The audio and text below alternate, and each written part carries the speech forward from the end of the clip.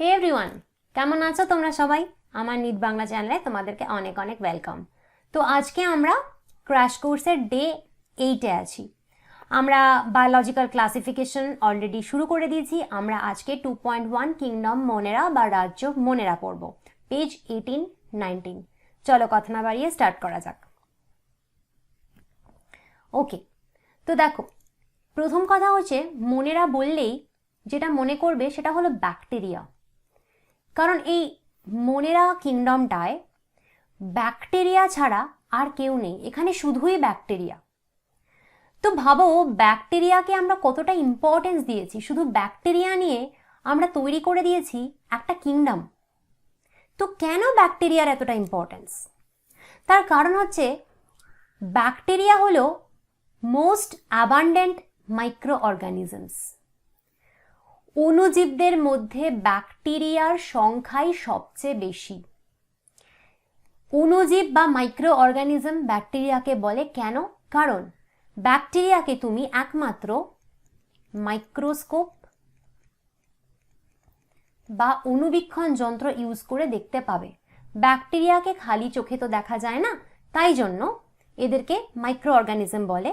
তো ব্যাকটেরিয়া ছাড়াও আরো অনেক মাইক্রো অর্গানিজম থাকে, অণুজীব বলে বাংলায়, অনেক অণুজীব থাকে, কিন্তু তার মধ্যে সব থেকে বেশি পাওয়া যায় হচ্ছে ব্যাকটেরিয়াকে। আর ব্যাকটেরিয়া অকার এভরিওয়্যার, সর্বত্র এদের পাওয়া যায়। এরকম কোনো জায়গা নেই যেখানে তুমি ব্যাকটেরিয়া পাবে না। ইনফ্যাক্ট কিছু কিছু এক্সট্রিম হ্যাবিটেটস রয়েছে, যেখানে প্রতিকূল পরিবেশ, যেখানে খুব হার্শ এনভায়রনমেন্ট, যেখানে আর কেউ বাঁচতে পারে না, সেখানেও ব্যাকটেরিয়াকে তুমি পেয়ে যাবে। যেমন হট স্প্রিং, উষ্ণ প্রস্রবণ, এখানে জল এতটাই উষ্ণ হয় কিছু কিছু জায়গায় যে টকবক করে জল ফোটে, সেখানেও তুমি ব্যাকটেরিয়াকে পাবে। ডেজার্ট, মরুভূমি, সেখানেও তুমি ব্যাকটেরিয়াকে পাবে। স্নো, বরফে ঢাকা অঞ্চল, সেখানেও ব্যাকটেরিয়াকে পাবে। মানে স্নো মানে এমনই স্নো যেখানে হয়তো অন্য কোনো অ্যানিমাল থাকতেই পারছে না বা প্লান্টস থাকতেই পারছে না, কিন্তু ব্যাকটেরিয়া থাকতে পারে। ডিপ ওশান, গভীর সমুদ্রে, এই প্রত্যেকটা জায়গায় খুব পরিবেশ প্রতিকূল, সেখানে আর কেউ থাকুক না থাকুক ব্যাকটেরিয়া কিন্তু থাকবে। আর অনেকেই আছে এদের মধ্যে যারা কিনা প্যারাসাইট, পরজীবী। এটা আমরা কালকেও পড়েছি, তাই না, যে বেশ কিছু ব্যাকটেরিয়া আমাদের শরীরের মধ্যে ঢুকে যায়, ঢুকে আমাদেরকে ডিজিজ, আমাদের যাতে রোগ হয় সেই ব্যবস্থা করে। ওরা আমাদের শরীর থেকে নিউট্রিশন নিয়ে নেয়, পুষ্টি নিয়ে নেয়, আর আমরা কি হয়ে পড়ি? অসুস্থ হয়ে পড়ি। তো ওরা কিন্তু প্যারাসাইট হিসেবেও বসবাস করে, পরজীবী। তো এখান থেকে তোমার এটুকু পড়লেই যথেষ্ট। নেক্সট দেখো, ব্যাকটেরিয়াকে ওদের শেপ অনুযায়ী 4 ভাগে ভাগ করা যায়। 4টি গোষ্ঠীতে বিভক্ত করা হয়েছে আকৃতি অনুযায়ী। কিরম? প্রথম হচ্ছে স্ফেরিকাল। স্ফেরিকাল কথাটার মানে হচ্ছে গোল, গোলাকৃতি। যখন ব্যাকটেরিয়া এরকম হবে, ঠিক আছে? তো যদি ব্যাকটেরিয়া এরকম গোল বা স্ফেরিকাল হয়, আমরা তাদেরকে বলবো কক্কাস। এরম ব্যাকটেরিয়াকে আমরা বলি কক্কাস। তুমি যদি অনেকগুলো ব্যাকটেরিয়াকে প্লুরাল করে দাও, বহু বচনে বলো, তাহলে বলবে কক্কাই। ঠিক আছে? জেনারেলি বহু বচনে বা প্লুরালে আমরা আই বা এ অ্যাড করি। ঠিক আছে? আচ্ছা, নেক্সট শেপ আরেকটা হতে পারে, যেটা হচ্ছে রড শেপ। দেখো কিরকম, এরকম রডের মতন শেপ। বাংলায় বলছে দণ্ডাকৃতি। তো এরকম যদি রডের মতন বা দণ্ডাকৃতি ব্যাকটেরিয়া শেপ হয়, তাকে আমরা বলবো ব্যাসিলাস।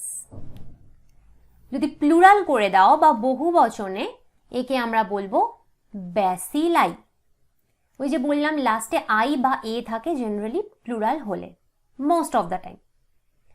আরেক রকমের হতে পারে কমা শেপড, কমাকৃতি। কিরকম হয়?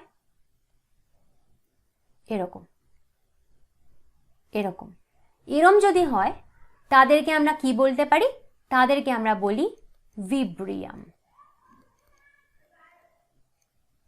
ভিব্রিয়াম। প্লুরালে বা বহু বচনে তুমি বলবে ভিব্রিও। আরেক রকমের শেপ হতে পারে ব্যাকটেরিয়ার, সেটা হচ্ছে স্পাইরাল। স্পাইরাল মানে এরকম সর্পিলাকৃতি, এরকম। তো এরম যদি স্পাইরাল শেপ হয় তাকে আমরা বলতে পারি স্পাইরিউলাম। প্লুরালে বা বহু বচনে তুমি বলতে পারো স্পাইরিলা। আবার দেখো লাস্টে এ অ্যাড হয়েছে, ঠিক আছে? তাহলে এই হলো 4 রকমের শেপ ব্যাকটেরিয়ার। এটা তোমাদের বইয়ের ছবি, এটা পড়তে হবে, কারণ নিটে অনেক সময় বইয়ের এনসিইআরটির স্পেসিফিক ছবি তুলে ওরা জিজ্ঞেস করে কোনটা কি। তো দেখো এগুলো হচ্ছে গোল গোল কক্কাই, এগুলো হচ্ছে লম্বা রডের মতো ব্যাসিলাই, এগুলো হচ্ছে স্পাইরাল শেপ স্পাইরিলা, আর এগুলো হচ্ছে কমা শেপ ভিব্রিও। তো এখানে একটা জিনিস বলার রয়েছে, এই লম্বা লম্বা সরু সুতোর মতন কিছু জিনিস আমরা দেখছি, এগুলো হচ্ছে লিখেই দিয়েছে দেখো ফ্ল্যাজেলাম। ফ্লেজিলিয়াম বাংলায় লিখেছে, ফ্লেজিলিয়াম লিখুক আর যাই করুক, তোমাকে বাংলা যারা পড়ছো তাদের ফ্ল্যাজেলাম কথাটা মনে রাখতে হবে। তো এই ফ্ল্যাজেলাম হচ্ছে কতগুলো সরু সুতোর মতন স্ট্রাকচার ব্যাকটেরিয়ার সেলে থাকে। আর তোমরা তো জানোই যে ব্যাকটেরিয়া সিঙ্গেল সেল হয়, মানে একটাই সেল থাকে, আর প্রোক্যারিওটিক হয়, মানে এদের নিউক্লিয়াস থাকে না, নো নিউক্লিয়াস। তো এদের এই যে একটা সেল, তার থেকে কখনো কখনো এরকম সুতোর মতন ফ্ল্যাজেলাম থাকে। তো এই ফ্ল্যাজেলাম কি করে? ফ্ল্যাজেলামের কাজ হচ্ছে এরা ব্যাকটেরিয়াকে মুভ করতে সাহায্য করে, হেল্প ইন মুভমেন্ট, মানে ব্যাকটেরিয়াকে চলতে সাহায্য করে। আচ্ছা, এই ফ্ল্যাজেলাম কিন্তু সব ব্যাকটেরিয়ায় থাকে না, কারণ সব ব্যাকটেরিয়া কিন্তু মুভ করতে পারে না। যে যে ব্যাকটেরিয়া মুভ করতে পারে একমাত্র তাদেরই ফ্ল্যাজেলাম থাকে। আরেকটা কথা এখানে বলার আছে, এই ব্যাসিলাই যে ব্যাকটেরিয়াগুলো, তার মধ্যে দেখো ভেতরে এরকম একটা গোল মতন স্ট্রাকচার দেখো। তো এনসিইআরটি বলছে এটা স্পোর। তো এই স্পোর কি সেটা এখানে দেখো ব্যাকটেরিয়ার টেক্সটের মধ্যে খুব একটা কিছু লেখা নেই, কিন্তু যেহেতু ছবিটাতে স্পোর একটা কথা লেখা রয়েছে, তোমাদের পরীক্ষায় কিন্তু নিটে কোয়েশ্চেন দিতে পারে এই স্পোর থেকে। আমাকে তোমরা অনেক সময় জিজ্ঞেস করো যে নিটের জন্য এনসিইআরটি এনাফ কিনা, অন্য বই পড়তে হবে কিনা। অনেকে বলো যে স্যারেরা বা ম্যাডামরা 3-4টে বই আরও পড়তে বলছেন বা কিছু। দেখো এনসিইআরটির থেকে নিটে 100% কোয়েশ্চেন আসে, তুমি এক্সট্রা পড়তেই পারো, সেটা ঠিক আছে, সে এক্সট্রা পড়া তো খারাপ কিছু নয়, কিন্তু 2-1বার কিছু এক্সেপশনস হয়েছিল, 1টা কি 2টো কোয়েশ্চেন, তাছাড়া অল টাইম 100% এনসিইআরটি থেকে কোয়েশ্চেন আসে। কিন্তু এনসিইআরটি থেকে কিভাবে কোয়েশ্চেন আসে সেটা যদি না বোঝো তাহলে মনে হবে যে আউট অফ সিলেবাস কোয়েশ্চেনই এসছে আর অন্য বই পড়তে হবে। যেমন আমি এই কথাটা বলছি যে এখানে যে স্পোর কথাটা লেখা রয়েছে, এই স্পোর সম্পর্কে তো কিছু নেই, কিন্তু তোমাকে জানতে হবে, এই যেহেতু স্পোর লেখা রয়েছে তোমাকে জানতে হবে এই স্পোরটা কি। তোমাকে এই স্পোর নিয়ে কোয়েশ্চেন করতেই পারে, তখন তুমি বলবে স্পোর তো কিছু ছিল না বইয়ে, এটা তো আউট অফ এনসিইআরটি, অন্য বইয়ে ছিল। এই জন্যই তোমাকে কিভাবে পড়তে হবে সেটা এখান থেকে, আমার লেকচার থেকে তুমি এটুকু শিখতে পারবে যে কিভাবে তোমাকে এনসিইআরটিটা রিড করতে হবে।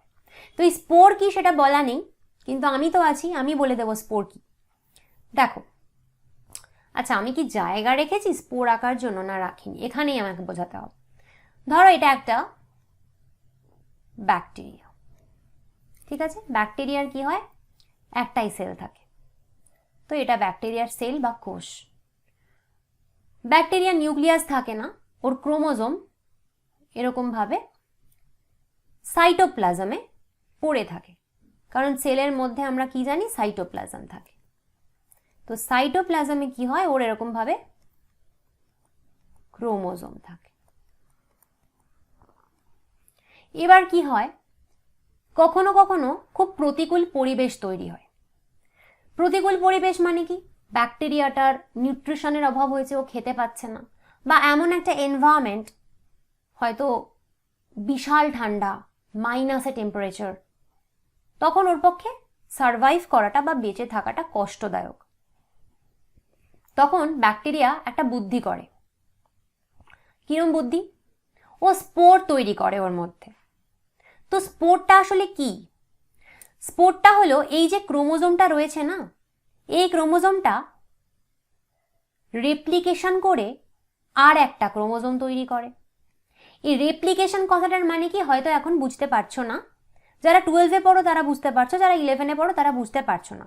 রেপ্লিকেশন আমরা ইন ডিটেল পরে পড়বো, এখন এইটুকু জানো যে একটা ক্রোমোজোম থেকে বা একটা ডিএনএ থেকে আরেকটা ডিএনএ তৈরি হওয়াকে বলে রেপ্লিকেশন। তো এখানে একটা ক্রোমোজোম বা একটা ডিএনএ যেটা দেখছো, এর থেকে আর একটা ক্রোমোজোম তৈরি হয়। ভালো কথা। তো এখানে আমরা দেখতে পাচ্ছি আরেকটা ক্রোমোজোম তৈরি হয়েছে। তারপর কি হয়, এই ক্রোমোজোমটাকে এরকম একটা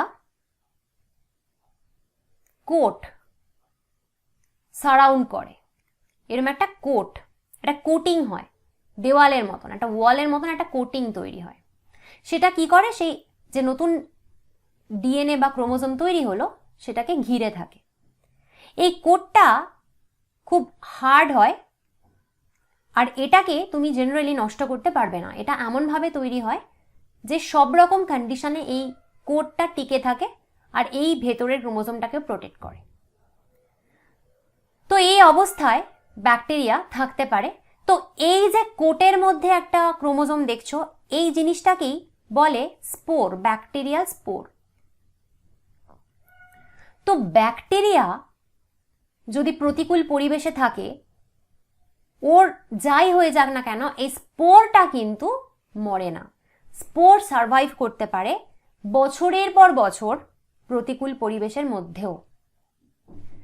এক সময় তো প্রতিকূল পরিবেশটা কেটে যাবে, এক সময় প্রতিকূল পরিবেশটা কেটে যাবে, আবার খাবার অ্যাভেলেবেল হবে বা আবার টেম্পারেচার নর্মাল হবে। তখন এই যে ব্যাকটেরিয়াল সেলটার মধ্যে স্পোরটা ছিল, সেই ব্যাকটেরিয়াল সেলটা ফেটে এই স্পোরটা বাইরে বেরিয়ে আসবে। তো দেখো স্পোরটা বাইরে বেরিয়ে এলো। এখন এই স্পোরটা কিন্তু এনভায়রনমেন্টে রয়েছে, এখন পরিবেশ সুস্থ। ও কি করবে, ওকে এবার যেটা ওর খুব মজা, ও কিন্তু আবার একটা নতুন ব্যাকটেরিয়া তৈরি করবে, যেখানে এই যে স্পোরের মধ্যে ক্রোমোজোমটা ছিল সেটাই হলো এই ব্যাকটেরিয়ার ক্রোমোজোম, তাই তো।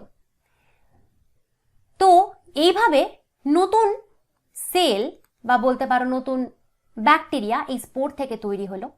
এই যে নতুন সেল তৈরি হলো এভাবে স্পোর থেকে, এই প্রসেসটাকে বলে জার্মিনেশন। যারা বাংলা মিডিয়ামে পড়ছো তারাও জার্মিনেশন ওয়ার্ডটা শিখে রাখো, কারণ কোয়েশ্চেনে জার্মিনেশন আসার চান্স বেশি। তো এই প্রসেসটাকে জার্মিনেশন বলে। এভাবে স্পোর কিন্তু আবার যখন পরিবেশ নর্মাল হয় তখন নতুন ব্যাকটেরিয়া জন্ম দেয়। তার জন্য ব্যাকটেরিয়াকে মারা যে সে কথা নয়। তবে এই স্পোর ফরমেশন সব ব্যাকটেরিয়াতে হয় না। তুমি আমায় এটা প্রশ্ন করতে পারো যে সব ব্যাকটেরিয়াতে কি স্পোর ফরমেশন হয়? তা কিন্তু হয় না। বেশ কিছু ব্যাকটেরিয়ায় হয়, বেশ কিছু ব্যাকটেরিয়ায় হয় না। সেই ডিটেল মাইক্রোবায়োলজিতে বড় হলে পড়বে, এখন আর জানার দরকার নেই। ঠিক আছে, ওকে। দেখো এখানে কি বলছে। তো ব্যাকটেরিয়া বলছে শো করে মোস্ট এক্সটেন্সিভ মেটাবলিক ডাইভার্সিটি, বিপাকীয় ক্রিয়ার সবচেয়ে বেশি বৈচিত্র্য লক্ষ্য করা যায়। তার মানে কি এদের বিভিন্ন রকমের মেটাবলিজম চলতে থাকে বডিতে। সব থেকে বেশি মেটাবলিজম, সব থেকে বেশি টাইপের মেটাবলিজম তুমি ব্যাকটেরিয়ার মধ্যে দেখবে। কেন? দেখো ব্যাকটেরিয়া অনেক রকম হতে পারে। কিছু ব্যাকটেরিয়া আছে যারা অটোট্রফিক, স্বভোজী।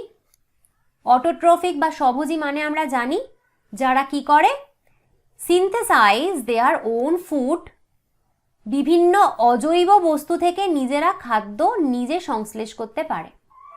অজৈব বস্তু বা ইনঅর্গানিক সাবস্টেন্স। ইনঅর্গানিক সাবস্টেন্স কেন? আমরা জানি যে কার্বন হাইড্রোজেন সোর্স থেকে, কার্বন সোর্স আর হাইড্রোজেন সোর্স থেকে এরা ফুড তৈরি করে। তো কার্বন হাইড্রোজেন এগুলো ইনঅর্গানিক ম্যাটেরিয়ালই, তো এখান থেকে এরা খাবার তৈরি করে। তো সেটাকে আমরা জানি অটোট্রফিক বলে বা স্বভোজী বলে। তো এই অটোট্রফিজম বা স্বভোজী এটা দুরকম হতে পারে, সেটা আমরা আগের দিনের লেকচারেও পড়েছি। আজকে আবার একবার বলে দেব, যদি আগের দিনের লেকচার না শুনে থাকো আজকে শুনলেও তুমি বুঝতে পারবে। আর যারা শুনেছো অলরেডি আগের দিনের লেকচার, তারা আরেকবার শোনো, তোমার রিভিশন হয়ে যাবে। তো কিরকম দু ধরনের অটোট্রফিজম বা স্বভোজী হতে পারে?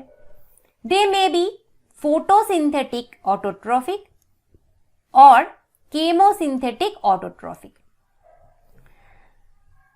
সালোক সংশ্লেষকারী স্বভোজী অথবা রাসায়নিক সংশ্লেষকারী স্বভোজী। ফটোসিনথেসিস যারা করে তাদের বলে সালোক সংশ্লেষকারী, আর কেমোসিনথেসিস যারা করে তাদের বলে রাসায়নিক সংশ্লেষকারী। তো এটা একটু আমরা দেখে নেব। দেখো, আমরা জানি যে যখন কোনো অর্গানিজম খাবার তৈরি করে, ও কার্বন একটা সোর্স ওর কাছে থাকে, সেটা CO2 হওয়ারই চান্স বেশি, আর থাকে হাইড্রোজেন সোর্স। হাইড্রোজেন সোর্সে কখনো ওয়াটার হতে পারে, H2S হতে পারে, এটা কিন্তু ভ্যারি করে। তো কোনো একটা কার্বন সোর্স আর কোনো একটা হাইড্রোজেন সোর্স ওদের প্রয়োজন পড়ে, আর ওদের লাগে কিছু এনার্জি। এর থেকে ওরা কি করতে পারে? ওরা তৈরি করতে পারে খাবার, ফুড, যেটা জেনারেলি গ্লুকোজ হয়। তো এনার্জি ছাড়া শুধু কার্বন আর হাইড্রোজেন সোর্স থেকে ফুড তৈরি করা যায় না, তাই তো? এটার এক্সাম্পল আমি কালকেও বলেছিলাম। তোমাকে আমি রান্নাঘরে চাল ডাল দিয়ে যদি বলি খিচুড়ি রান্না করো, তুমি পারবে না যতক্ষণ না তুমি নিজে হাতে প্রেসার কুকারটা বসালে, খুন্তিটা ধরলে, খিচুড়িটা রান্না করলে। তাহলে ইউ নিড এনার্জি, তোমার কিন্তু রান্নাটা করতে এনার্জি লাগলো, তাই তো? বা তার সাথে কি গ্যাস লাগছে তোমার, বা উনুন লাগছে, বা ইন্ডাকশন লাগছে, কোনো না কোনো এনার্জি সোর্স ইউ রিকোয়ার। ঠিক তেমনই এদেরও এই যে কার্বন বা হাইড্রোজেন ইনগ্রেডিয়েন্টস রয়েছে, তার সাথে এনার্জি কিন্তু লাগে ফুডটা তৈরি করতে। এই এনার্জি বিভিন্ন ফর্মে এরা পেতে পারে। একটা হতে পারে যখন ওরা সূর্য থেকে এই এনার্জিটা নিচ্ছে, সান থেকে। তো যদি সান থেকে এনার্জি নেয়, তখন যে খাবার ওরা তৈরি করছে সেই প্রসেসকে আমরা কি বলি? আমরা সেই প্রসেসকে বলি ফটোসিনথেসিস বা সালোক সংশ্লেষ, আলোর উপস্থিতিতে। কিন্তু এই এনার্জি সবসময় যে সান থেকেই আসবে এরকম কোনো কথা নেই। কোনো কেমিক্যাল সোর্স থেকেও এনার্জি আসতে পারে। কি করে আসতে পারে? ধরো একটা কেমিক্যাল ছিল A, কেমিক্যালটা ভেঙে হলো B+C। কোনো কিছু যখন ব্রেকডাউন হয়, কোনো কেমিক্যাল ব্রেকডাউন হয়, তখন আমরা কি জানি? তখন এনার্জি তৈরি হয়। তো সেই এনার্জিটাও কিন্তু নিয়ে ওরা এই খাবারটা তৈরি করতে পারে। সেই কেমিক্যাল এনার্জি ভেঙে যখন এরা খাবার তৈরি করছে, তখন আমরা তাকে বলি কেমোসিনথেসিস। তো এই দুরকম প্রসেসই কিন্তু ব্যাকটেরিয়া করে থাকে। ওরা ফটোসিনথেসিসও করে, ওরা কেমোসিনথেসিসও করে। আলটিমেটলি ওরা ফুডই তৈরি করছে, আলটিমেটলি ওরা কার্বন সোর্স নিচ্ছে, হাইড্রোজেন সোর্স নিচ্ছে, কিন্তু এনার্জিটা ডিফারেন্ট ফর্মে ওরা নিতে পারে। তো সেটাই এখানে বলেছে যে রাসায়নিক সংশ্লেষ বা সালোক সংশ্লেষ এখানে তোমার ফটোসিনথেটিক বা কেমোসিনথেটিক ওরা হতে পারে। এছাড়া অনেকেই আছে যারা হেটেরোট্রফ, পরভোজী। পরভোজীরা কি করে? ডিপেন্ড করে অন আদার অর্গানিজম। খাদ্যের ওপর এরা অন্যের ওপর নির্ভরশীল, নিজেদের খাদ্য নিজেরা সংশ্লেষ করতে পারে না। তো তার মধ্যে অনেকেই রয়েছে যারা কিনা কোথা থেকে খাবারটা পাবে? তাহলে নিজেরা তো খাবার তৈরি করতে পারছে না, তো কোথা থেকে পাবে? ডেড অর্গানিক ম্যাটারের ওপর নির্ভরশীল এরা, অন্য জীব অথবা মৃত জৈব পদার্থের ওপর নির্ভরশীল। তার মানে কি, যদি ওরা আমাদের বডির মধ্যে গিয়ে বসবাস করে আর আমরা যে খাবারটা খাচ্ছি সেখান থেকে নিউট্রিশন নেয়, তাকে কি বলে? তাকে বলে প্যারাসাইটিক নিউট্রিশন। ঠিক আছে, প্যারাসাইটিক নিউট্রিশন, যেটাকে বাংলায় বলে পরজীবী। আর যদি ওরা কোনো পচা মাংস, পচা পাউরুটি, পচা মাছ, তার থেকে সেটা পড়ে রয়েছে, তুমি ফেলে দিলে ফ্রিজ থেকে, সেটা অনেক দিন বাইরে পড়ে রয়েছে, সেখানে এসে ওরা খাবার নিচ্ছে, সেখান থেকে ওরা অর্গানিক খাবার পাচ্ছে, সেটা যদি হয় তাকে আমরা কি বলি? তাকে আমরা বলি স্যাপ্রোফাইটিক, বাংলায় বলি মৃতজীবী। বা কোনো ডেড বডি, একটা অ্যানিমাল রাস্তায় যখন মরে পড়ে থাকে, তার পাশ দিয়ে কখনো যাবে, কুকুর বিড়াল যদি মরে যায়, দেখবে যে বিকট গন্ধ আসে। সেটা কেন আসে? কারণ ব্যাকটেরিয়াগুলো তার ওপর হামলা চালায়, অ্যাটাক করে, ওর বডি থেকে ব্যাকটেরিয়া খাবার খায়, সেটাকে বলে মৃতজীবী বা saprophytic nutrition.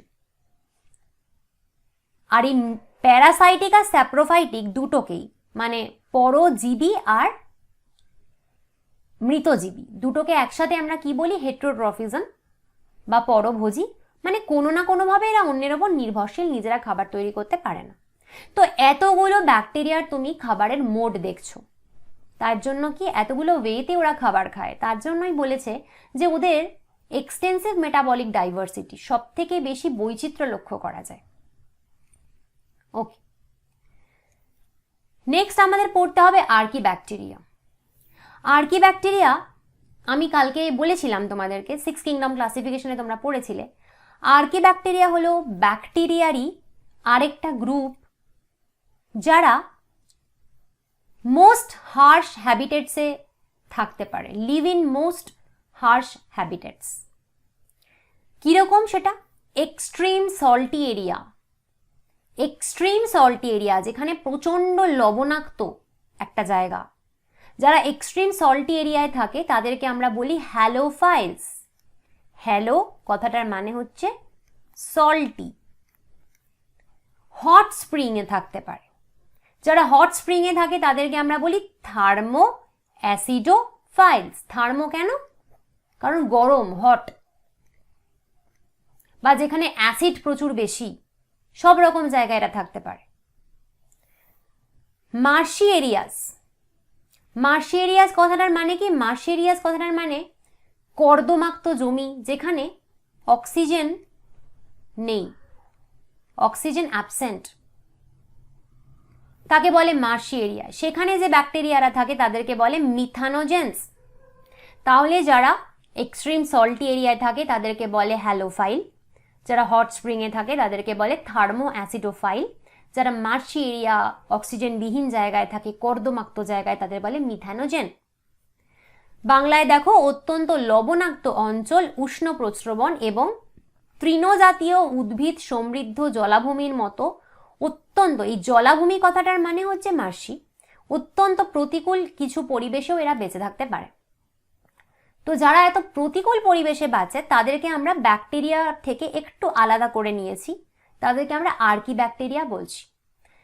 They are also bacteria, কিন্তু আমরা যে নর্মাল ব্যাকটেরিয়া বলতে বুঝি তারা এই হার্শ কন্ডিশনে থাকতে পারে না। যারা এই হার্শ কন্ডিশনে থাকতে পারে তাদেরকে আমরা একটা স্পেশাল নাম দিয়েছি, আর্কিব্যাকটেরিয়া। তো এই archaebacteria differ from other bacteria in having a different cell wall structure, and this feature is responsible for their survival in extreme condition. Archaebacteria কোষ প্রাচীরের গঠন অন্য ব্যাকটেরিয়া থেকে পৃথক হয় এবং এই বৈশিষ্ট্যের কারণেই এরা অত্যন্ত প্রতিকূল পরিবেশে টিকে থাকতে পারে। এটার মানে কি? এটার মানে হচ্ছে যে কেন আর্কিব্যাকটেরিয়ারা এরকম প্রতিকূল পরিবেশেও টিকে থাকতে পারে, কি করে পারে, অন্য ব্যাকটেরিয়ারা পারে না, এরা কি করে পারে, এদের কি স্পেশালিটি আছে এদের সেলে? আলটিমেটলি তো একটাই সেল, তাহলে কি স্পেশালিটি আছে? তো ওদের স্পেশালিটিটা থাকে কোথায়? ওদের সেল ওয়াল স্ট্রাকচারে, ওদের কোষ প্রাচীর। এই যে ধরো এখানে আমি একটা ব্যাকটেরিয়া আঁকলাম, তো একটা ব্যাকটেরিয়াতে কি থাকে, এখানে থাকে একটা ডিএনএ বা ক্রোমোজোম, এটা হচ্ছে ওদের সাইটোপ্লাজম। সাইটোপ্লাজমের রাইবোজোম থাকে, আর কি থাকে এটা হচ্ছে প্লাজমা মেমব্রেন। প্লাজমা মেমব্রেনের চারিদিকে কি থাকে, এরকম করে থাকে সেল ওয়াল, সেল ওয়াল বা কোষ প্রাচীর। তো এই সেল ওয়ালটার মধ্যেই ওদের কিছু বিশেষত্ব থাকে, কিছু স্পেশালিটি থাকে, কিছু স্পেসিফিক কেমিক্যাল থাকে, যার জন্য ওরা এই হার্শ কন্ডিশনে টিকে থাকতে পারে, যেই স্পেশালিটিটা কিন্তু নর্মাল ব্যাকটেরিয়ায় ইউব্যাকটেরিয়ায় থাকে না। কি স্পেশালিটি থাকে, কি কেমিক্যাল থাকে, তোমাকে নিটে কেউ জিজ্ঞাসা করবে না, তোমাকে এটুকুই জিজ্ঞাসা করবে যে এদের স্পেশালিটি কি, তো বলবে এদের স্পেশালিটি থাকে এদের সেল ওয়াল স্ট্রাকচারের মধ্যে। Methanogens are present in the gut of several ruminant animals such as cows and buffaloes, and they are responsible for the production of methane biogas from the dung of these animals.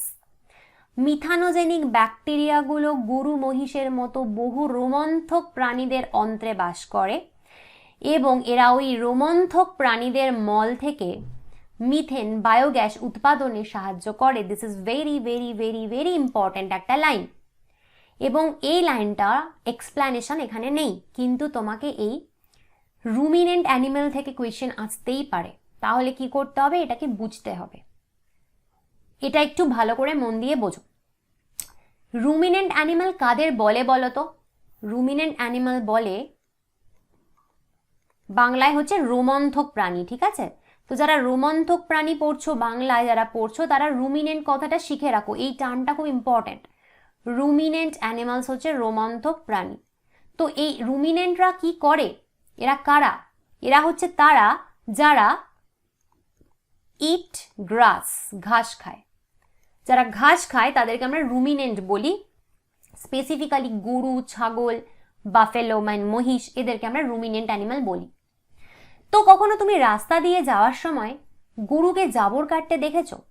দেখবে সন্ধ্যার অন্ধকারে বসে রয়েছে চোখ বুজে, আইং আইং আইং আইং করে জাবর কাটছে। অলওয়েজ দেখবে গরুর মুখটা কিন্তু চলছে, আমরা বলি জাবর কাটা। এই জাবর কাটাটা কি বা ওরা কেন করে এই জিনিসটা, সেটাই এখানে বলেছে। দেখো, সেটা দেখতে গেলে আমাকে এখানে একটা গরুর ছবি দেখতে হবে। তো এটা একটা গরু, ও খাচ্ছে ঘাস। তো প্রথমে ও কি করলো, ঘাস খেলো। মন দিয়ে দেখো কিন্তু স্লাইড। তো ঘাস যখন খাচ্ছে ও কি করছে, চিউ করছে না, চেবাচ্ছে। চেবানোকে চিউ করা বলে, চিউ গ্রাস। তো কেন আমরা চিবাই? আমরা যখন চিবাই মুখের মধ্যে কিছু, তখনই কি হয়, কিছুটা ডাইজেশন হয়, এখানে মুখের মধ্যেই কিছুটা খাবার ডাইজেস্ট হয়ে যায়। তো গরুও তার ব্যতিক্রম নয়, এদেরও তাই হয়, রুমিনেন্ট অ্যানিমালসদেরও তাই হয়।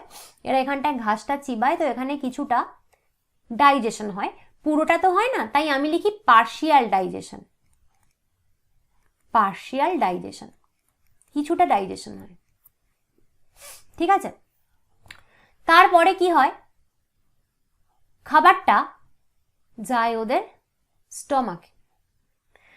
তো গরুর স্টমাক বা রুমিনেন্ট অ্যানিমালদের স্টমাক একটু স্পেশাল হয় আমাদের থেকে। এদের স্টমাক কেন স্পেশাল হয় সেটা এখানে জানার দরকার নেই, সেটা আমি পরে বলে দেবো, যখন যেখানে দরকার হবে বলে দেবো। আপাতত জানো এদের স্পেশাল স্টমাক রয়েছে। তো স্টমাকে কি হয়, স্টমাকে ওদের 4টে চেম্বার রয়েছে, 4 চেম্বারস। কি কি চেম্বার তার নাম ধাম এখন জানার দরকার নেই।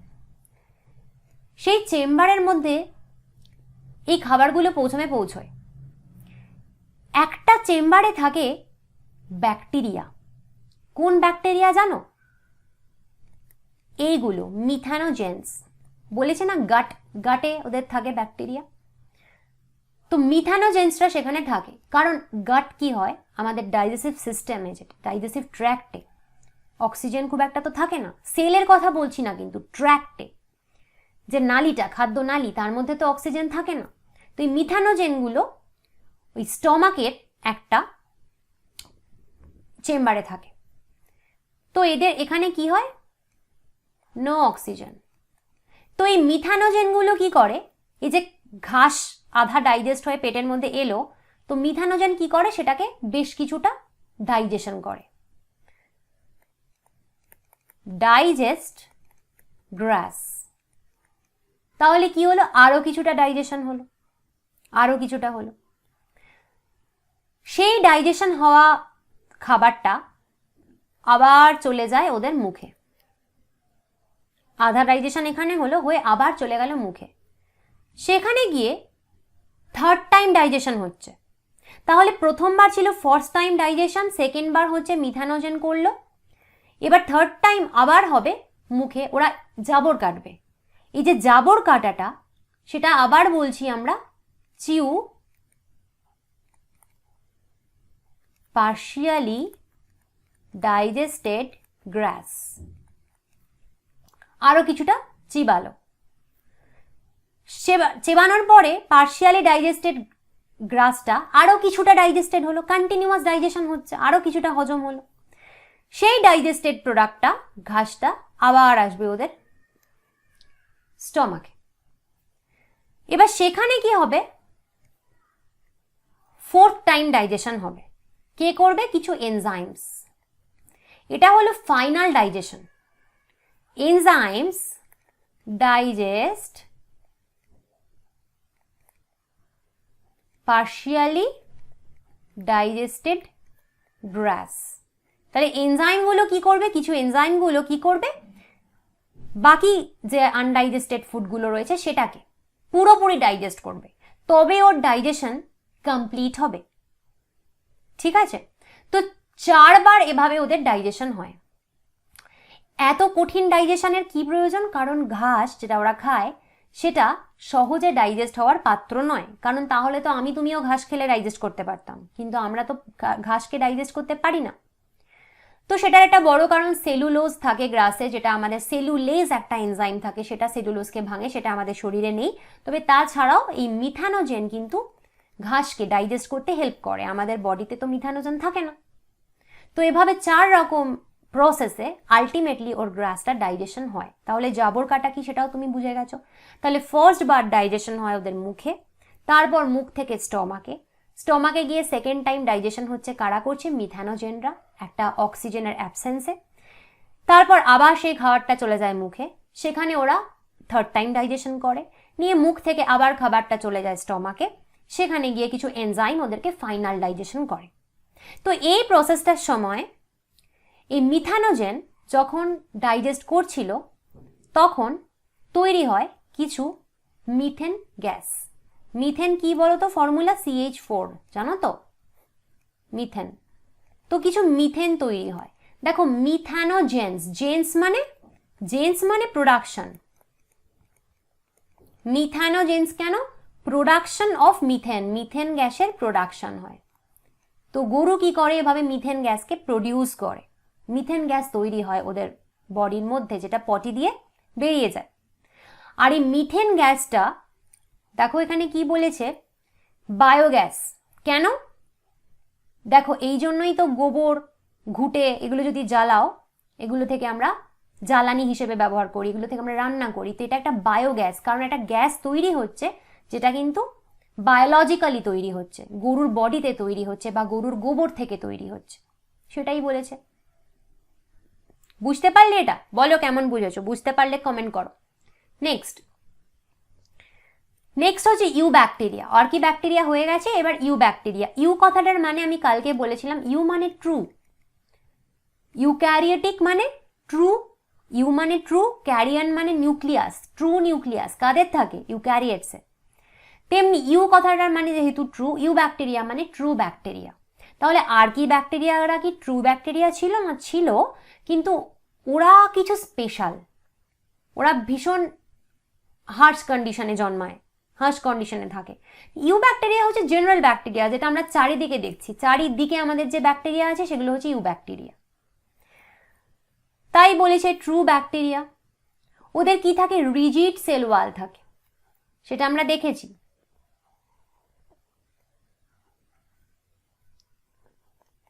প্লাজমা মেমব্রেন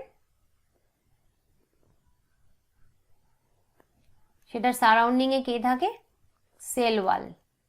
সেল ওয়ালকে আমরা কি বলি? কোষ প্রাচীর।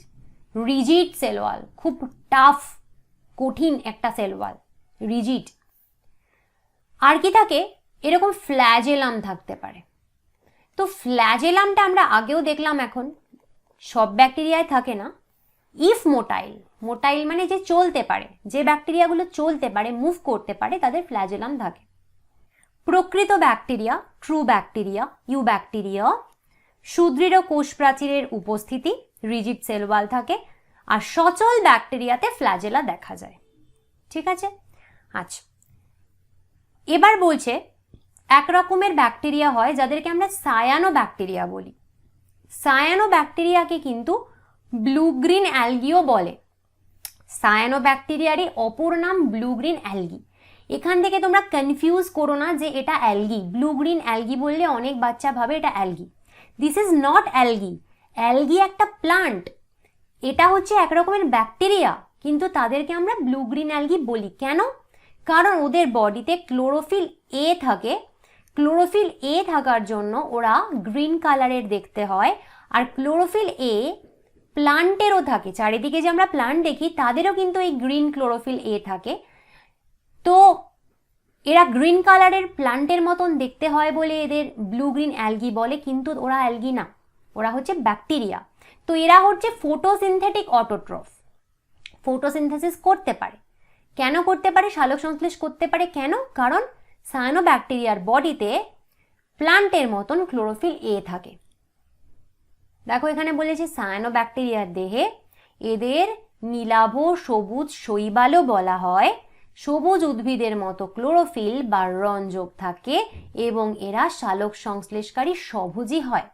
তাহলে তোমাকে যদি এক্সাম্পল জিজ্ঞেস করে অটোট্রফিক ব্যাকটেরিয়া বা সবুজি ব্যাকটেরিয়া, তুমি কি বলবে? বলবে cyanobacteria or blue green algae. সায়ানোব্যাকটেরিয়ারা কিরকম হয়? ইউনিসেলুলার। দেখো ইউনিসেলুলার সব ব্যাকটেরিয়াই হয়, এটাকে আলাদা করে কিছু বলার নেই। এরা কলোনি ফর্ম করে থাকে। এরম একটা ব্যাকটেরিয়া, এরম একটা ব্যাকটেরিয়া, এরম একটা ব্যাকটেরিয়া, এরম একটা ব্যাকটেরিয়া, এরম একটা ব্যাকটেরিয়া যখন একসাথে থাকে তখন আমরা তাকে বলি কলোনি। আমরা বলি না আমরা পাড়াতে কলোনিতে থাকি, কেন? যখন সবাই একসাথে থাকে তাকে কলোনি বলে। তো হয় এরা কলোনি ফর্ম করে থাকে, কারণ অনেকে আছে যারা আইসোলেটেড থাকে, এখানে একজন থাকলো, এখানে একজন থাকলো, সেরমও হতে পারে। কিন্তু স্পেসিফিক্যালি এই সায়ানোব্যাকটেরিয়ারা কলোনি তৈরি করে থাকে। আর অথবা এরা ফিলামেন্টাসও হতে পারে। ফিলামেন্টাস মানে এই যে ছবিটা দেখো, মানে কি এই প্রত্যেকটা কিন্তু সিঙ্গেল সেল, প্রত্যেকটা একটা একটা সায়ানোব্যাকটেরিয়া দেখছো, কিন্তু ওরা এমনভাবে অ্যারেঞ্জ করে রয়েছে দেখে তোমার মনে হচ্ছে ফিলামেন্টের মতন একটা, সেটাই বলেছে।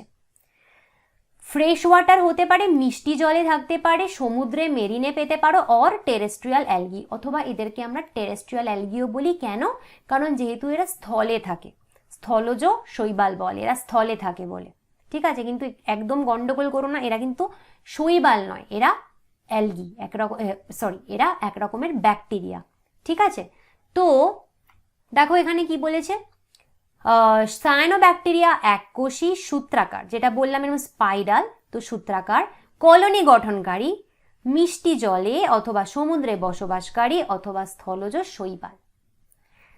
নেক্সট পয়েন্ট বলেছে the colonies are generally surrounded by gelatinous sheath. দেখো এখানে একটা ব্লু কালারের আবরণ দেখতে পাচ্ছ না? দেখো এই যে একটা আবরণ, ব্লু কালারের একটা আবরণ দিয়েছে না, এটা হচ্ছে একটা শীথ যেটা জিলাটিন দিয়ে তৈরি। জিলাটিন এক রকমের কেমিক্যাল, সেটা দিয়ে এরকম একটা আবরণ তৈরি হয়েছে ওদের পুরো কলোনি বা ফিলামেন্টের আশেপাশে, সেটাকে আমরা মিউসিলেজেনাস শীথও বলি। তো দেখো ছবিতে মিউসিলেজেনাস লেখা রয়েছে, কিন্তু এখানে লেখাতে মিউসিলেজেনাস লেখা নেই, লেখাতে রয়েছে জিলাটিনাস।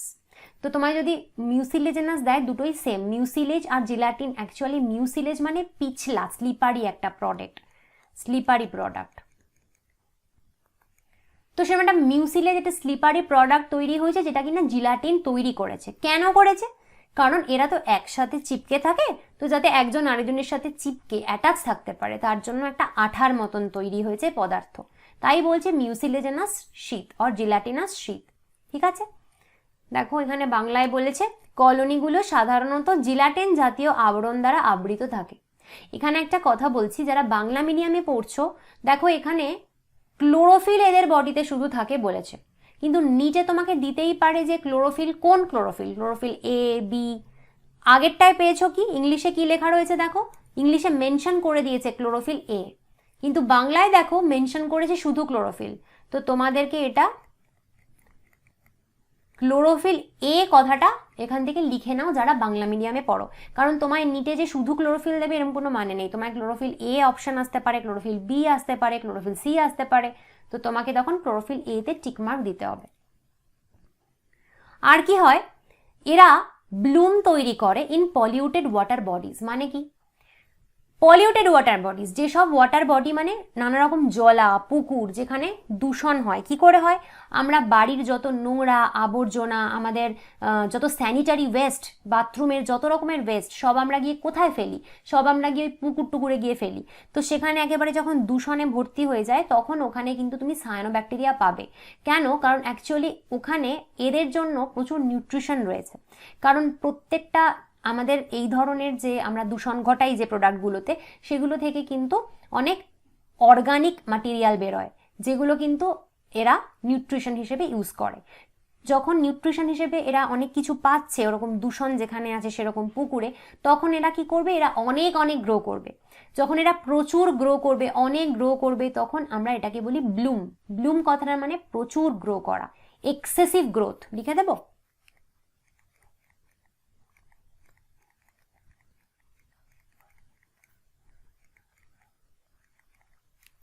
দেখো এখানে কি লিখেছে বাংলায়, দূষিত জলাশয়ে এরা প্রায়শই দ্রুত হারে বৃদ্ধি পেয়ে ব্লুম গঠন করে। হলো। এবার সাম অফ দিজ অর্গানিজমস, কিছু cyanobacteria can fix atmospheric nitrogen in specialized cells called heterocyst. সেরকম এক্সাম্পল কে আছে, নস্টক আছে, অ্যানাবিনা আছে। This is very important, very important. এটার মানে কি, নাইট্রোজেনকে, অ্যাটমসফিয়ারিক নাইট্রোজেনকে ফিক্স করতে পারে। মানে কি, দেখো এদের মধ্যে কিছু জীব তাদের এক ধরনের বিশেষিত কোষে, স্পেশাল কোষে পরিবেশের মুক্ত নাইট্রোজেনকে সংবর্ধন করতে পারে। এই কোষগুলোকে বলা হয় হেটেরোসিস্ট। উদাহরণ হচ্ছে নস্টক আর অ্যানাবেনা। আমরা এবার এখানে কিছু জিনিস বুঝবো, তার জন্য আমি এখানে একটা সাদা পাতা রেখেছি। বাতাসে আমাদের নাইট্রোজেন রয়েছে, নাইট্রোজেন কিন্তু এয়ারে প্রচুর অ্যামাউন্ট থাকে। আমি যদি খুব ভুল না করি 78% নাইট্রোজেন আছে অলমোস্ট। তো প্রচুর নাইট্রোজেন কিন্তু আমাদের এয়ারে রয়েছে, ঠিক আছে। তো এই নাইট্রোজেন এত রয়েছে, তাহলে তো আমাদের নাইট্রোজেনের শরীরে কোনো অভাব থাকার কথাই না, কারণ আমাদের বডিতে নাইট্রোজেনের প্রয়োজন আছে। আমাদের ডিএনএ তৈরি হতে নাইট্রোজেন লাগে, প্রোটিন তৈরি হতে নাইট্রোজেন লাগে, এনজাইম তৈরি হতে নাইট্রোজেন লাগে। কেন লাগে সেটা আমরা বায়োমলিকিউলসে একটু পরে পড়বো, কয়েকদিন পরে। তো এটুকু আপাতত জানো যে আমাদের বডিতে কিন্তু নাইট্রোজেনের অনেক প্রয়োজন রয়েছে। তো আকাশে বাতাসে এত নাইট্রোজেন, তাহলে আমাদের তো নাইট্রোজেনের কোনো অসুবিধা থাকার কথা না, কিন্তু তাও অসুবিধা থাকে। কেন, কারণ এই নাইট্রোজেনকে আমরা ডাইরেক্ট ইউজ করতে পারি না, ব্যবহার করতে পারি না। কেন জানো, নাইট্রোজেনে কি থাকে, দুটো নাইট্রোজেন অ্যাটম মিলে একটা নাইট্রোজেন মলিকিউল তৈরি হয়। তো এদের ট্রিপল বন্ডের মাধ্যমে, তিনটে বন্ডের মাধ্যমে দুটো নাইট্রোজেন অ্যাটম এভাবে জুড়ে থাকে। তো এইটা হচ্ছে ট্রিপল বন্ড। আর যেটা কিনা covalent, covalent bond, covalent bond এবং দ্যাট টু ট্রিপল। তাহলে এটা কি হবে, এটা খুব এনার্জি থাকবে, এটা প্রচন্ড স্ট্রং হবে। This is very much strong bond. এত স্ট্রং বন্ড যে এই বন্ডটাকে আমরা ভাঙতে পারি না। আমাদের বডিতে এই বন্ড ভেঙে এনার্জি আমরা তৈরি করতে পারি না, এই বন্ড ভেঙে আমরা নাইট্রোজেনকে ইউজ করতে পারি না। তাহলে যতই নাইট্রোজেন বাতাসে থাকুক না কেন, এটা আমাদের জন্য ইউজলেস, তাই তো। তো তখন আমরা কি করব, তো এই জিনিসটা সবার ক্ষেত্রেই হয়। গাছও পারে না, কোনো লিভিং অর্গানিজম এক্সেপ্ট সাম প্রোক্যারিয়েটস, এক্সেপ্ট সাম ব্যাকটেরিয়া, কিছু ব্যাকটেরিয়া ছাড়া এই যে নাইট্রোজেনকে কেউ ইউজ করতে পারে না। তো এই ব্যাকটেরিয়া যারা নাইট্রোজেনকে ইউজ করতে পারে, তারা কি করে, নাইট্রোজেনকে ইউজ করে ওরা তৈরি করে অ্যামোনিয়া, বা তৈরি করে নাইট্রেট, তৈরি করে নাইট্রাইট। তো এই নাইট্রেট, নাইট্রাইট, অ্যামোনিয়া এগুলো কিন্তু আবার আমরা ইউজ করতে পারি। তো এই নাইট্রোজেন থেকে এই ইউজেবল নাইট্রেট, নাইট্রাইট বা অ্যামোনিয়া তৈরি করার যে প্রসেস তাকে বলে নাইট্রোজেন ফিক্সেশন। এটা ইন ডিটেল আমরা পরে অন্য চ্যাপ্টারে পড়ব, আপাতত এইটুকু জানলেই হবে।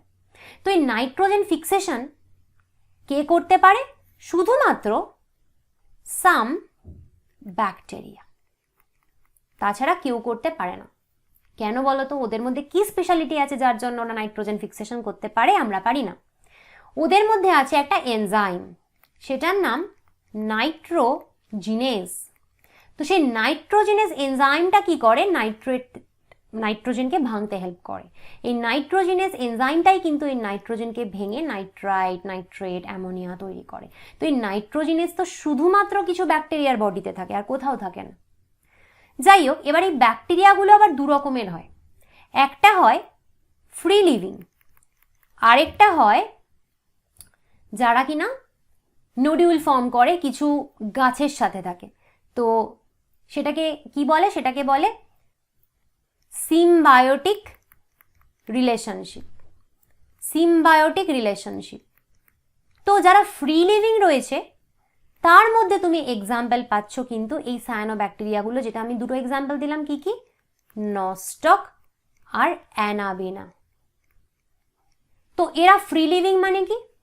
এর মানে এই যে দুজনের কথা বলছি, নস্টক, অ্যানাবেনা, এরা নাইট্রোজেনকে ভেঙে অ্যামোনিয়া, নাইট্রেট, নাইট্রাইট তৈরি করে। এই নাইট্রোজেন ফিক্সেশন এরা করে, কিন্তু করে ওরা নিজেরাই ইউজ করে নেয়, নিজেদের বডিতে ওরা ইউজ করে নেয়। ইউজ দেমসেলফ, নিজেদের বডির জন্য নিজেরা ইউজ করে নেয়। ঠিক আছে? ওরা কাউকে হেল্প করে না, ওরা নিজেদের জন্যই এই কাজটা করে। কিন্তু কিছু আছে যারা সিম্বায়োটিক রিলেশনশিপে থাকে, মানে কি? যারা কিছু প্লান্টসের রুটে থাকে, থেকে ওরা কি করে? সেই ব্যাকটেরিয়াগুলো এই প্লান্টসের রুটে থেকে এই নাইট্রোজেন ফিক্সেশন করে প্লান্টকে এই অ্যামোনিয়া, নাইট্রেট, নাইট্রাইট দিয়ে দেয়। তো প্লান্টকে যদি এই অ্যামোনিয়া, নাইট্রেট, নাইট্রাইট দিয়ে দেয়, প্লান্ট কি করে? সেগুলো ইউটিলাইজ করে। প্লান্টকে আবার অ্যানিমেলরা খায়, কিছু অ্যানিমেলকে আবার আমরা খাই। তো আমরা অ্যানিমেলকেও খাই, প্লান্টকেও খাই। তাহলে প্লান্টের বডিতে যে অ্যামোনিয়া, নাইট্রেট, নাইট্রাইট ঢুকেছিল সেটা এবার আমাদের বডিতে চলে এলো। এইভাবে কিন্তু কন্টিনিউয়াস আমরা নাইট্রোজেন পেয়ে থাকি। তো এই এতগুলো কথা বলার এটাই কারণ, এই লাইনটা বোঝানোর জন্য যে কিছু অর্গানিজম রয়েছে যারা ফিক্স করে অ্যাটমসফিয়ারিক নাইট্রোজেনকে in specialize cells call heterocyst, যেটা হচ্ছে নস্টক, অ্যানাবিনা, যারা ফ্রি লিভিং। নস্টক, অ্যানাবিনা কিন্তু ফ্রি লিভিং, যারা নিজেদের জন্য শুধু এই ফিক্সেশনটা করে। এরা কিন্তু প্লান্ট মানকে দেয় না। তো এরা কোথায়, কোন সেলে এই কাজটা করে? সেটা হচ্ছে হেটেরোসিস্ট। এই যে দেখো হেটেরোসিস্ট এখানে এঁকেছে। এখানে একটা জিনিস দেখেছো, এই হেটেরোসিস্ট সেলটা অ্যাশ কালারের রেখেছে, এটা কিন্তু খুব একটা গ্রিনিশ নয়। কেন এরম রেখেছে? এই হেটেরোসিসটা হচ্ছে সেই স্পেশাল সেল যেখানে নাইট্রোজেন ফিক্সেশন হয়। তো বেসিক্যালি এই হেটেরোসিস সেলে কে আছে? নাইট্রোজিনেজ আছে। নাইট্রোজিনেজ আমি কি বললাম? নাইট্রোজিনেজ হচ্ছে সেই এনজাইমটা যারা নাইট্রোজেন ফিক্সেশন করে। তো এই হেটেরোসিস সেলে ফটোসিনথেসিস হয় না। আমি তো বলছিলাম এরা তো সবাই সায়ানোব্যাকটেরিয়া, এরা ফটোসিনথেসিস করতে পারে, কিন্তু এই হেটেরোসিস সেলে ফটোসিনথেসিস হয় না। আমি লিখে দিচ্ছি, নো ফটোসিনথেসিস। ফটোসিনথেসিস হবে না বলে সেলগুলোর কালার গ্রিন রাখেনি, কারণ ফটোসিনথেসিস হচ্ছে না, ক্লোরোফিল নেই। তো কেন এই হেটেরোসিসটা হলো তো যে ফটোসিনথেসিস হয় না? তার কারণ ফটোসিনথেসিস হলে কি হবে? সালোক সংশ্লেষ হলে কি হবে? অক্সিজেন তৈরি হবে, সেটা আমরা জানি। আফটার ফটোসিনথেসিস, সালোক সংশ্লেষের পরে অক্সিজেন তৈরি হয়। সেই অক্সিজেনটা হচ্ছে এই নাইট্রোজিনেজ যে এনজাইমটা সেটার বিষ। অক্সিজেন থাকলে নাইট্রোজিনেজ এনজাইম কাজ করতে পারে না। তাহলে কি করে হবে? ওরা তো নাইট্রোজেন ফিক্সেশন করবে এই নাইট্রোজিনেজ এনজাইমটার সাহায্যে। তাহলে অক্সিজেন থাকলে কি করে হবে? সেই জন্যই হেটেরোসিস সেলগুলোতে ফটোসিনথেসিস হয় না। কত রকমের এক্সট্রা আমি ইনফরমেশন দিচ্ছি তোমাদেরকে। তোমরা অনেকেই বলছো অন্য বই পড়তে হবে, কি বই পড়তে হবে। এই এনসিইআরটি থেকে কিভাবে আমি তোমাদের এক্সট্রা ইনফরমেশন দিচ্ছি, আর এই ছবিগুলো থেকে কিভাবে সব ক্লিয়ার হচ্ছে দেখছো। কিছু পড়তে হবে না, এগুলো রোজ নোট নাও, স্ক্রিনশট নাও, নিজের মতন নোটসটা তৈরি করো ক্লাসের পরে, দেখবে আর কিচ্ছু লাগবে না।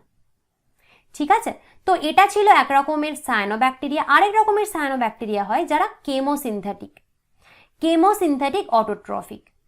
ঠিক আছে, তো যারা কেমোসিনথেটিক অটোট্রফিক, আমি তো এই যে এক্সাম্পলটা তোমাদের এতক্ষণ দিলাম, এরা তো ফটোসিনথেসিস করতে পারছে, তো যারা হচ্ছে তোমার ফটোসিনথেটিক, আর এরা হচ্ছে এখন যাদের কথা বলছি তারা হচ্ছে কেমোসিনথেটিক অটোট্রফিক, মানে খাবার তৈরি করতে পারে কিন্তু কি করে, তারা হচ্ছে কেমিক্যাল থেকে এনার্জি নেয়, যেটা আমি একটু আগেই বোঝালাম। তো দেখো তারা কি করে, তারা হচ্ছে নাইট্রাইট অ্যামোনিয়া যে তৈরি হয় সেখান থেকে যে এনার্জি রিলিজ হয় সেটাকে ওরা নিয়ে নেয়। আমি বুঝিয়ে দিচ্ছি, দেখো বুঝিয়ে দিচ্ছি। এরা যে নাইট্রোজেন ফিক্সেশন করছে, তো এই নাইট্রোজেন থেকে যখন অ্যামোনিয়া নাইট্রাইট তৈরি হচ্ছে, এখানে বেরিয়ে যায় এনার্জি। তাহলে নাইট্রোজেন ফিক্সেশনের সময় এনার্জি তৈরি হয় এটিপি ফর্মে। সেটা আমরা জানি, সব রকম এনার্জি আলটিমেটলি এটিপি ফর্মে রিলিজ হয় আমাদের বডিতে। তো এই যে এখান থেকে এনার্জি এলো, এটিপি এলো, সেই এনার্জিটা নিয়ে ওরা কি করবে, ওরা তৈরি করবে ফুড। কার্বন আর হাইড্রোজেন সোর্স থেকে যে ফুড তৈরি করবে, ওরা এনার্জি কোথা থেকে পাবে, ওরা তো ফটোসিনথেসিস করছে না, ওরা এনার্জি পাবে নাইট্রোজেন ফিক্সেশনের সময় নাইট্রোজেনকে ভেঙে যে এনার্জি তৈরি হয় সেটাকে নিয়ে। সেটাই বলেছে যে কেমোসিনথেটিক অটোট্রফিক ব্যাকটেরিয়া কি করে, নাইট্রাইট অ্যামোনিয়া থেকে এনার্জি পায়, use the release energy for their ATP production. ঠিক আছে, ওকে। তো বাংলায়ও সেটাই বলেছে যে রাসায়নিক সংশ্লেষকারী যারা স্বভোজী ব্যাকটেরিয়া হয়, তারা নাইট্রাইট এবং অ্যামোনিয়া থেকে কি করে, উৎপন্ন শক্তিকে এটিপি উৎপাদনের কাজে ব্যবহার করে। আশা করি বুঝতে পেরেছ। তো আর হয় হেটেরোট্রফিক ব্যাকটেরিয়া। হেটেরোট্রফিক ব্যাকটেরিয়ারা কি করে আমরা জানি, এরা নিজেরা কিছু খাবার তৈরি করতে পারে না, এরা অন্যের ওপর ডিপেন্ডেন্ট খাবারের জন্য। তো এরা যত রকম ব্যাকটেরিয়া আছে তার মধ্যে হেটেরোট্রফিকরাই মোস্ট অ্যাবান্ডেন্ট। কারণ দেখো অটোট্রফিক কাদের কথা বললাম, অটোট্রফিক কিছু সায়ানোব্যাকটেরিয়ার কথা বললাম, তো সেটা সংখ্যায় কটা, ম্যাক্সিমাম ব্যাকটেরিয়া যাদেরকে আমরা দেখি তারা হচ্ছে হেটেরোট্রফিক, অন্যের ওপর নির্ভরশীল। পরভোজী ব্যাকটেরিয়ার সংখ্যাই সবচেয়ে বেশি। এরা বলেছে ডিকম্পোজার হয় বা বিয়োজক হয়। ডিকম্পোজার কথাটার মানে কি, ডিকম্পোজারের কথাটার মানে কিচ্ছু না, বারবার যে বলছি যে ধরো কোনো পচা মাংস থেকে এরা খাবার খাচ্ছে, মানে যেটা মৃতজীবী বলে, তাই না, যেটা মৃতজীবী বা স্যাপ্রোফাইটিক হয়। তো কি হয়েছে, এখানে একটা ধরো ফিশ রাখা রয়েছে যেটা রটন, পচে গেছে, পচা ফিশ, সেখানে এসছে বেশ কিছু ব্যাকটেরিয়া। তো ওরা কি করছে, এই ফিশটাকে ব্রেকডাউন করছে। ফিশটাতে অনেক জটিল কমপ্লেক্স ফুড ম্যাটেরিয়াল রয়েছে, অর্গানিক ম্যাটেরিয়াল রয়েছে, যেটাকে ওরা কি করছে, ব্রেকডাউন করছে। ব্রেকডাউন কমপ্লেক্স ফুড, সেটাকে ব্রেকডাউন করে কি তৈরি করছে, সিম্পল ইনঅর্গানিক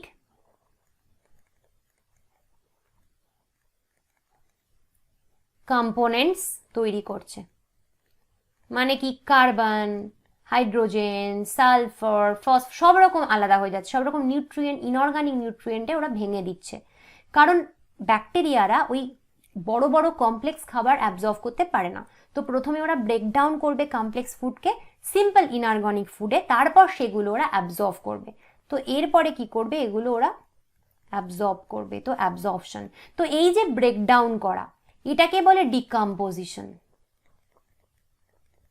বাংলায় বলে বিয়োজক, বিয়োজন বা বিয়োজক। ঠিক আছে, তো এটাই বলেছে যে এইভাবে ওরা স্যাপ্রোফাইটিক ওয়েতে বা মৃতজীবী থেকে খাবার খায়।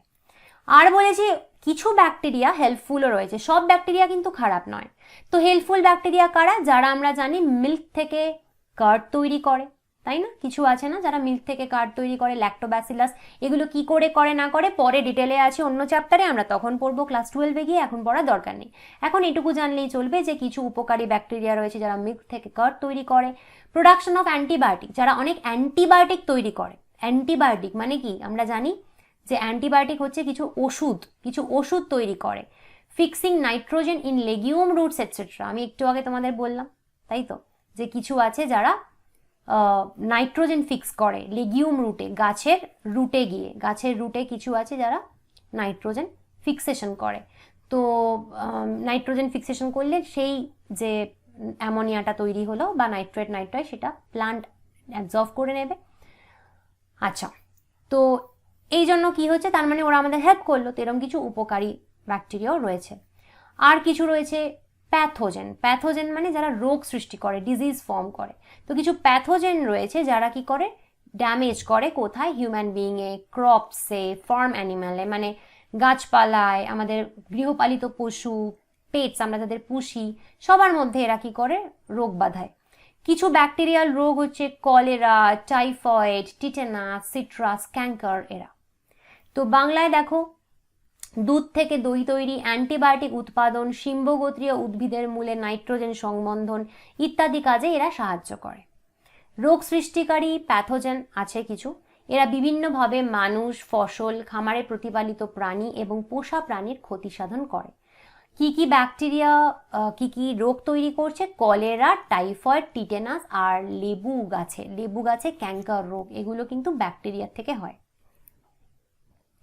নেক্সট বলেছে ব্যাকটেরিয়া রিপ্রোডাকশন করে বা বংশবিস্তার করে, জনন করে কিভাবে? Fission process. ফিশনকে বিভাজনও বলে বাংলায়, তবুও বলছি যারা বাংলা মিডিয়ামে পড়ো ফিশন কথাটা মাথায় রেখো। তো ফিশন কি? ফিশন খুব সোজা একটা প্রসেস। ধরো এটা একটা ব্যাকটেরিয়া রয়েছে, তো এই রয়েছে ওর ডিএনএ, এই রয়েছে ওর প্লাজমা মেমব্রেন, এই রয়েছে ওর সাইটোসল, আর আমরা এতক্ষণে জেনে গেছি যে এই রয়েছে ওর সেল ওয়াল। ব্যাকটেরিয়ার সেল ওয়াল কি দিয়ে তৈরি হয়? কালকে বলেছিলাম, লিখে নাও, পেপটাইডোগ্লাইকেনে কি থাকে?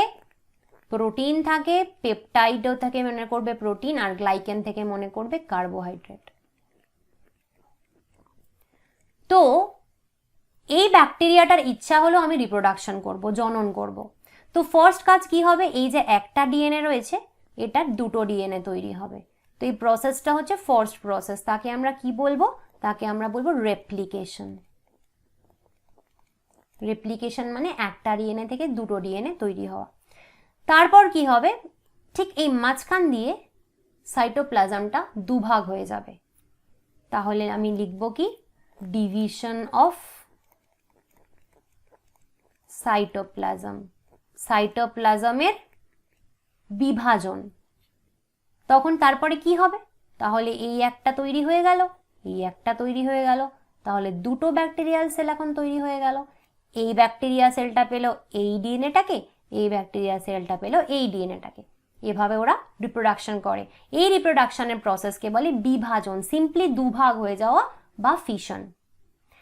সামটাইমস আন্ডার আনফেভারেবল কন্ডিশন, যখন প্রতিকূল অবস্থা থাকে, তখন এরা কি করে? দে প্রডিউস স্পোর, যেটা আমি অলরেডি তোমাদের বুঝিয়ে দিয়েছি যে স্পোর তৈরি করে। স্পোরকে বাংলায় বলে রেণু বলে, তবুও রেণুর ভালো করে মানে রেণুকে যে ইংলিশে স্পোর বলে সেটা কিন্তু তোমরা মাথায় রেখো, কারণ সেটা ইম্পর্টেন্ট। স্পোর হয়তো তোমাকে নিচে দিয়ে দিল, রেণু নাও দিতে পারে।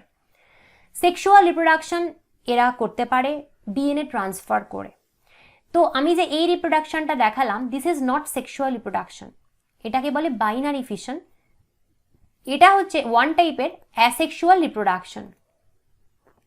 কারণ আমি তোমাদেরকে আগেও বলেছি, আবার বলছি, সেক্সুয়াল রিপ্রোডাকশন আর অ্যাসেক্সুয়াল রিপ্রোডাকশনের মধ্যে পার্থক্য।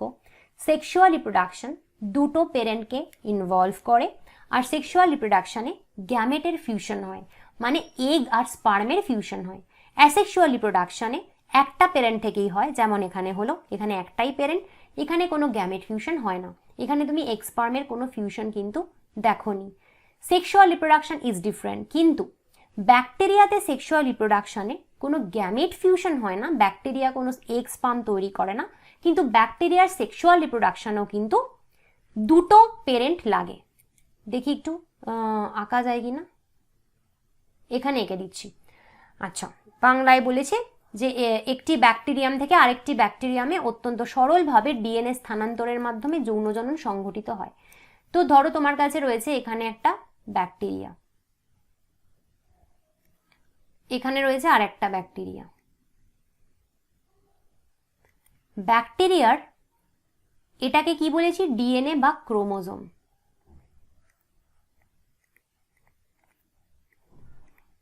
এই ক্রোমোজোম বা ডিএনএ ছাড়াও ব্যাকটেরিয়ার কখনো কখনো আর একটা স্পেশাল টাইপের ডিএনএ থাকে, যেটা আমরা 12-এ গিয়ে পড়ব, তাকে বলে প্লাজমিড।